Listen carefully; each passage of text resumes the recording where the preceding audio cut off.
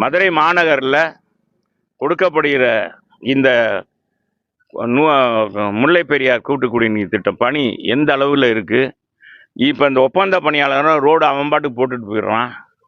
இங்கே இருக்கிற பாதாள சாக்கடை இது எத்தனை வருஷம் அவருக்கே தெரியும். நானே எடுத்து நாங்கள் எங்கள் மாநகராட்சி மூலமாக தீர்வு பண்ணுறோம், நிதி ஒதுக்கிறோம், உள்ளாட்சித்துறையிலேருந்து நிதிக்கிறோம் அப்படின்னு சொன்னாங்க. ஒன்றும் செய்யலை. இதுக்குன்னு 5 கோடி செலவாகுது. அந்த 5 கோடி பொது நிதியிலேருந்து நாங்கள் வாங்கி செஞ்சு தரேன்னு சொன்னார். நம்மகிட்ட சொன்னார் நகர்ப்புறத்துறை அமைச்சர். ஆனால் இது வரைக்கும் செய்யலை.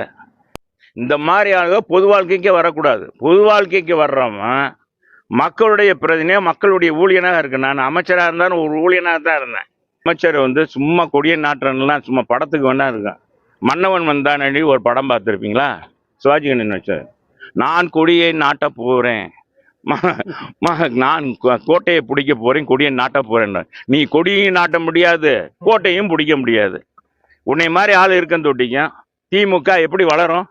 திமுக அழிய போகிறது.